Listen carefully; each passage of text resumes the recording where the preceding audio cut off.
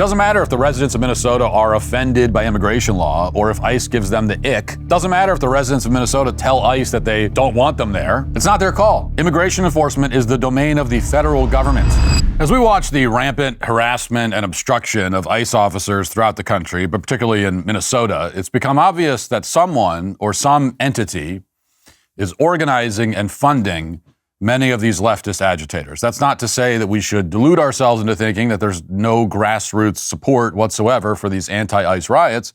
Clearly, millions of Americans, unfortunately, support the open borders agenda. They've embraced every tenet of the anti-American ideology that's taught to children in many schools, from kindergarten on up. Can't deny that. They're causing the chaos that we're seeing voluntarily of their own free will. Now, at the same time, the scale of these campaigns to obstruct ICE and their effectiveness does not seem to be organic. Every army needs a general, after all, and that's particularly true when the army mostly consists of overweight, dead-eyed women hooked on SSRIs, along with gay men and 68 IQ Somalis. So who is the general of the anti-ICE movement exactly? Now, it'd be cliche to say, well, it's George Soros. But seriously, is it George Soros? And whoever it is, what orders is the general giving? What's the command structure here? Now, to answer that question, some of my producers spent the last 48 hours joining so-called ICE resistance and ICE watch groups via Facebook, Signal, and other platforms. Now, in Minnesota, the largest and most visible of these groups is called Defend the 612, or Defend 612, which is a reference, of course, to the area code of Minneapolis. In a prominent thread on Reddit on anti-ICE activism, Defend the 612 is one of the top recommended groups that you're supposed to join if you want to assist in this criminal movement. Elected Democrats in Minnesota have also encouraged their constituents to join this group, including the president of the Minneapolis City Council. Watch. I'm Council President Elliott Payne, and I'm on Lowry and Central. We just heard that 2 legal observers were arrested today. We are seeing increased ICE activity in the neighborhood, and we're asking all of our community members to show up for each other in this moment. State Senator Doran Clark here, proud to be at Central and Lowry.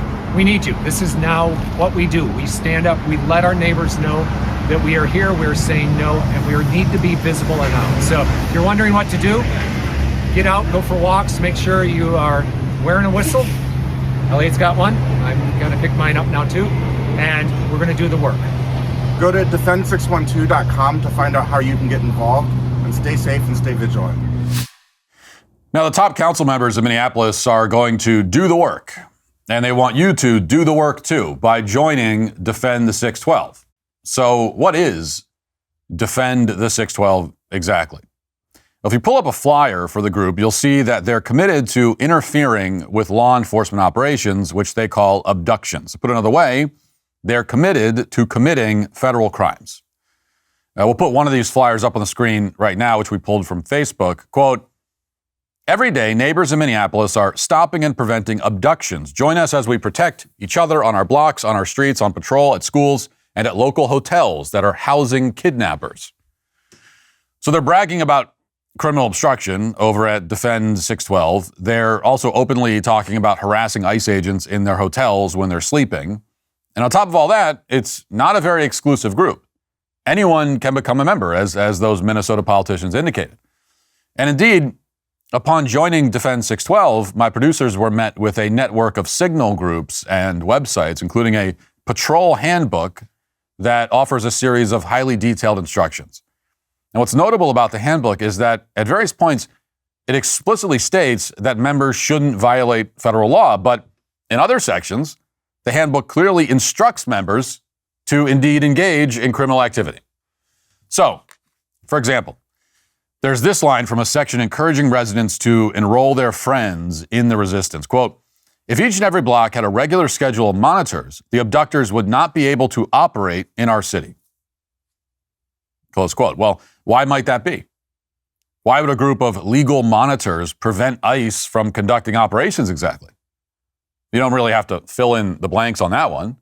Here's some guidance from a document provided by the same group. This is the paragraph in gray. It says, quote, "For ICE agents sitting in parked cars or driving around, lay on your horn and honk at them, or gather as many people as possible to whistle and yell at them to chase them out.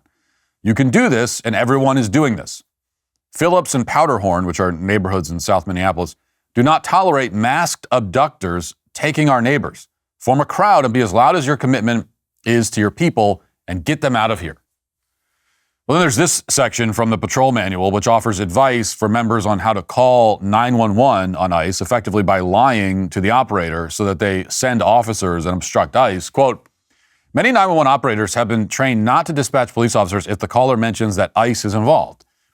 If you want a police response, it is straightforward to describe what is happening to 911 without saying the word ICE or immigration. For example, there's two armed men in a vehicle. They're getting ready to hurt or attack someone. There's an abduction happening right now. They're taking her and they have guns. I'm surrounded by 3 cars. They're waving guns at me and screaming. So what this is, effectively, is swatting the ICE officers.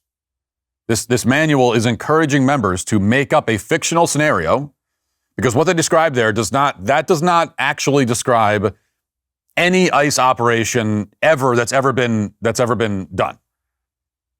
So they're making up a scenario which isn't happening in order to prompt a law enforcement response with the obvious goal of obstructing ICE and potentially, very potentially, getting an ICE officer killed. Again, all of this is very illegal. You cannot do any of this. Everyone involved in producing and disseminating this manual is involved in a criminal conspiracy to commit federal crimes.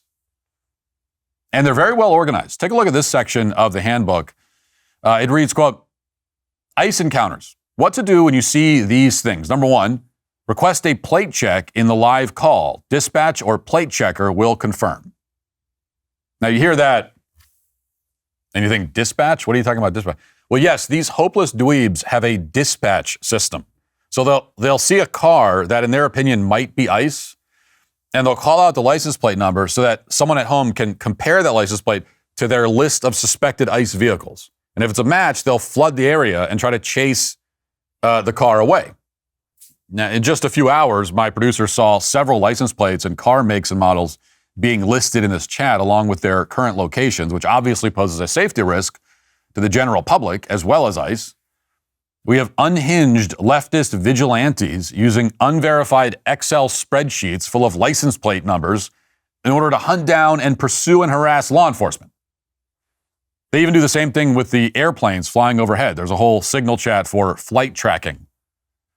Now, to give you an idea of how it works and how insane this is, around midnight this morning, the following urgent message came into the Northeast-Southeast Rapid Response signal chat. Quote, Earl Giles employees locked in. ICE agents in parking lot. That's a reference to a restaurant and distillery in Minneapolis. Another user responded, numbers description, please. Then came the reply, all clear at Earl Giles, MPD following up on potential prior ICE activity. So the employees barricaded themselves inside, thinking ICE was on the way.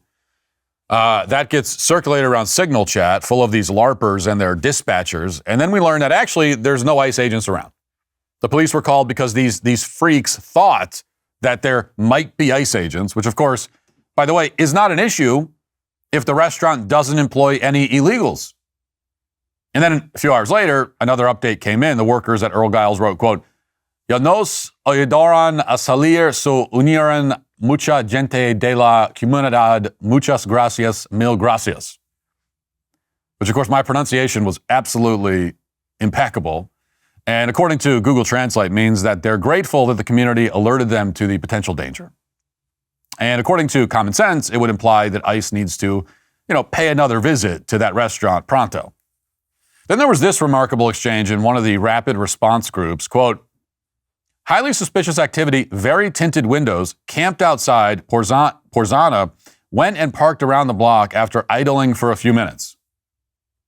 Then somebody replies, I'm at Porzana right now. And someone else chimes in, sending to Porzana staff now.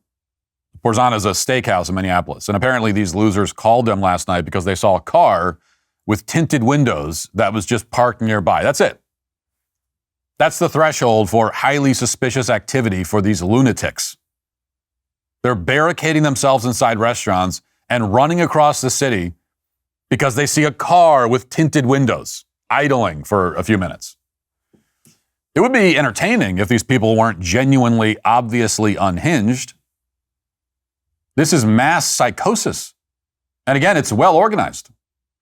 In addition to the dispatch system, the leftists are using a procedure called salute to standardize the way that they report ICE activity to the larger group. As you can see here, a salute is an acronym. They want their foot soldiers to report with the number of vehicles and agents, what the agents are doing, where they are, what they're wearing, what time they were seen, and what equipment they have. And additionally, according to the salute system, anti-ICE foot soldiers are supposed to specify what they want their comrades to do. And normally, they request mob action. That's what my producer saw last night, for example. Take a look at this screenshot. So the address is provided, and somebody immediately responds, "We're 8 blocks away, heading there now." And somebody states at the same time, "I'm there, MPD," as someone pulled over. After a brief bit of panic, where they wonder if Minnesota police officers are cooperating with ICE, the communists realize that the situation has nothing to do with immigration enforcement, and they disperse. They go off into the night, awaiting their next call, awaiting the bat signal so they can swoop in. So as you can probably tell at this point, this is a common theme. They spend half their time accomplishing absolutely nothing. Now, in the rare case where they arrive at a scene that actually involves ICE, these agitators are encouraged to use their whistles as communication devices. And here's that portion of the manual which translates their whistle language. So apparently if they're blowing in short blasts like pre, then they're saying ICE is nearby or lurking. But if they're blowing continuously and the pre's are longer, then ICE is currently abducting someone. So as ciphers go, it's not exactly the Enigma machine, but it's pretty close. And by the way, you know you're dealing with criminal geniuses when they need to consult a manual titled How Whistles Work. Like, I would have thought that whistles are perhaps the most self-explanatory tool to ever be invented. But apparently these masterminds need a how-to manual, complete with illustrations. How whistles work, and there's a picture of a whistle, in case you don't know what a whistle looks like. Now, the other thing my producers noticed, unsurprisingly, is that many of these people in these groups took pains to hide their identity. They frequently changed their names in the Signal group. They warned about how ICE can supposedly hack Bluetooth and Signal and GPS and everything else. There's a lot of paranoia and delusion in this movement, as well as a clear awareness that they're committing crimes. And while many of these people are ultimately harmless losers, some of them aren't. Some of them are nut jobs who actually want to start a much larger conflict. And they have a chance of succeeding based on what we've seen over the past few days. That's why it's very important to figure out who is behind this organization, Defend 612 or Defend the 612. Well, a man living in Minnesota named Mitchell Williamson has done a lot of research on this question, which my producers have verified, and which we will go through now. Here's the top line summary. So Defend the 612 is a tax-exempt nonprofit that in turn takes a lot of money from other shady nonprofits and even from American taxpayers. So yes, you are funding the rioting and the obstruction that's going on right now. And the federal government is allowing this nonprofit to operate without paying taxes, which it shouldn't be allowed to do. I mean, it shouldn't be allowed to operate at all. It should be shut down and everybody involved should be in prison. But let's back up a second. Till a few days ago, if you wanted to donate to Defend the 612, here's what you would see on their website. If you look at the top, you'll see the words Cooperation Cannon River. That's apparently the name of the real nonprofit that's behind Defend the 612. In effect, based on this fundraising page, we can conclude that Cooperation Cannon River is doing business as Defend the 612. Okay, so then what is Cooperation Cannon River? Well, you get the sense that you're not supposed to look into that question because Defend the 612 recently took down their donation page on the website, including any reference to Cooperation Cannon River. Williamson was the first one to point this out, and I verified it using the Internet Archive. As recently as December of 2025, Defend the 612 stated on its website that it was the same thing as Cooperation Cannon River, and now they've taken down that webpage. Now, looking at all this, you start feeling like you're in a real-life episode of The Chair Company, but it's all real. There's a genuine conspiracy here, and the people behind it are trying to cover their tracks. So let's take a look at the most recent IRS filing from Cooperation Cannon River, where they're required by law to explain themselves to some extent, and here's their mission statement. Quote, The primary mission of Cooperation Canyon Rivers, DBA Corporation Northfield, is to create social and environmental justice through grassroots organizing and direct democracy in Minnesota. We do this in three key ways: youth organizing through our program, Young People's Action Coalition, which supports high school and middle school student activists in southern Minnesota and making social change in their schools and communities; worker cooperative support through training and technical assistance for local green worker cooperatives, particularly in the growing sector of compost collection and compost processing, as well as free-range poultry production; climate justice organizing through engaging Minnesota climate activists in the movement for renewable energy and to stop the expansion of fossil fuel infrastructure. We educate and organize communities in opposition to fossil fuel infrastructure expansion while promoting investment in renewable energy in Minnesota. Okay, well, that's an inspiring mission statement.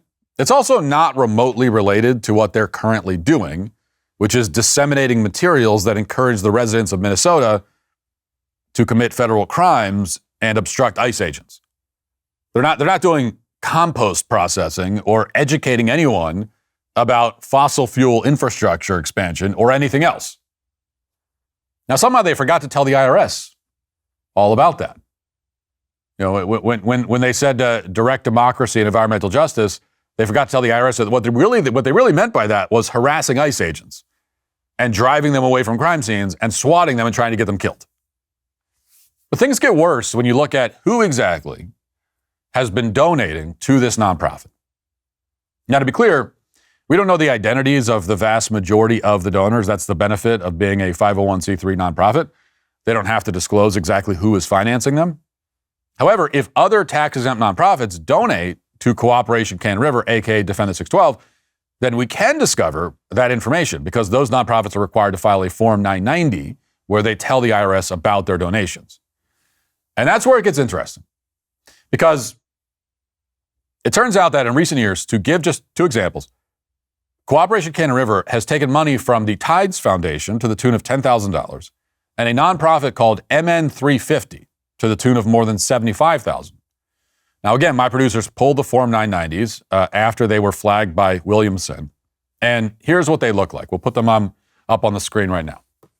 So this is the donation from the Tides Foundation to Cooperation Canyon River.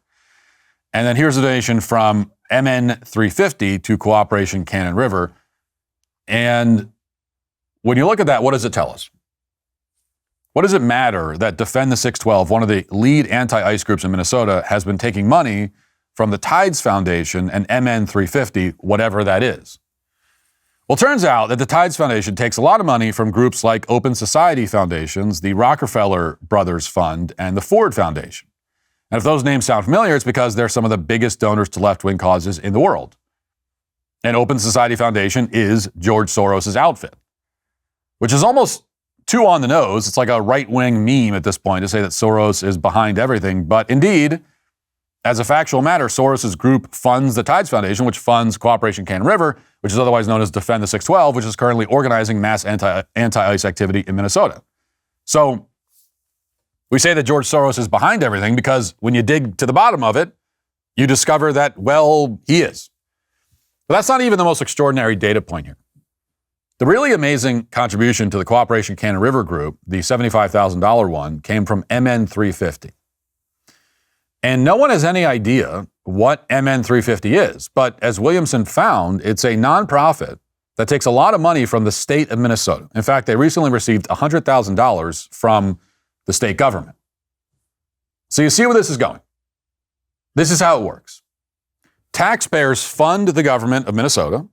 In turn, the government of Minnesota funds a nondescript generic nonprofit called MN350, which promises to save the environment or whatever.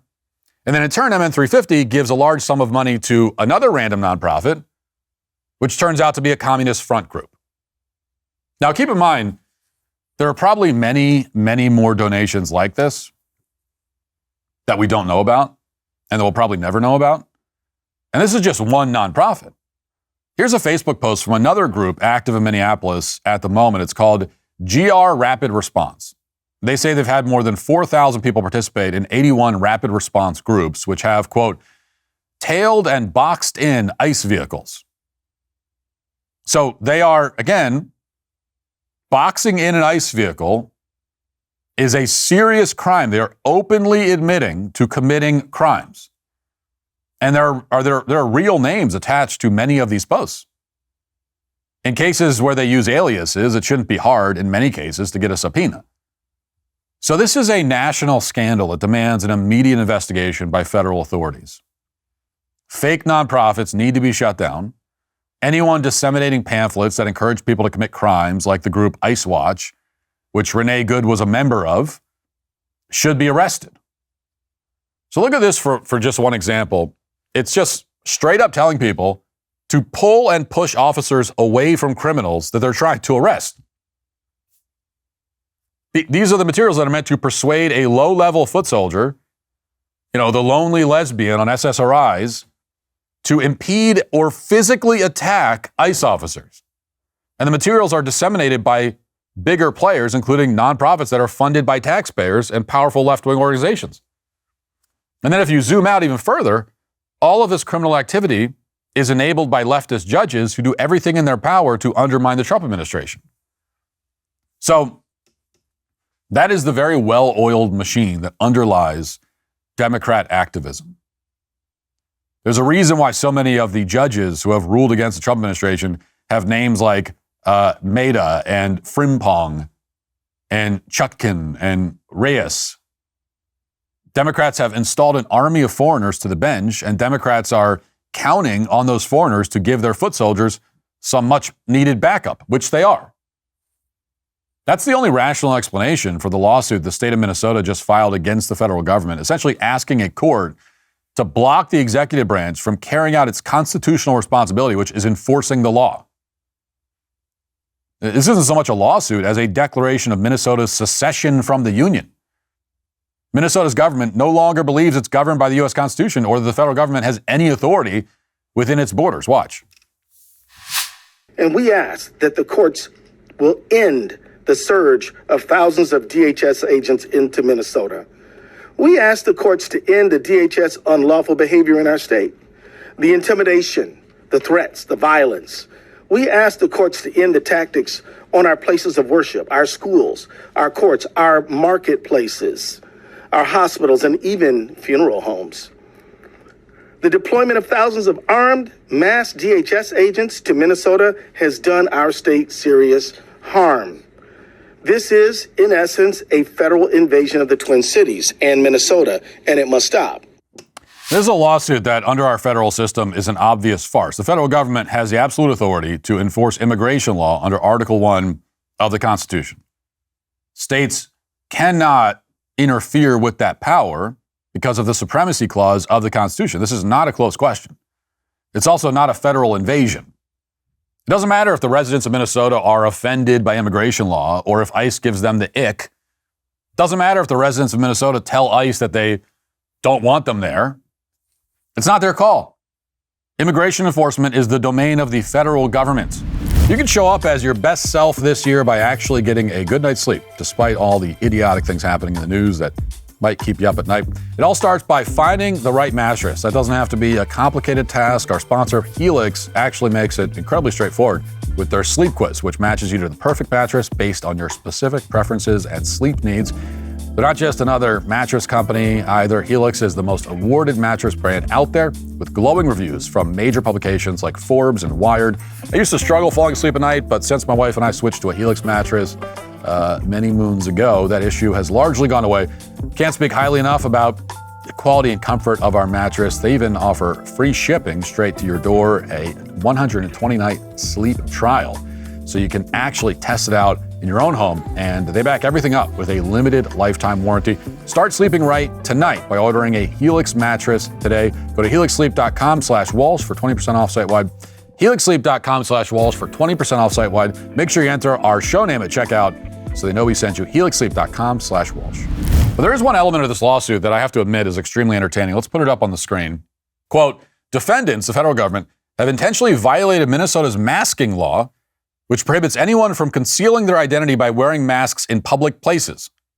Wearing a mask in violation of Minnesota law is neither necessary nor proper. Defendants' policy and practice of wearing masks so that their agents can conceal their identities is arbitrary, capricious, and an abuse of discretion.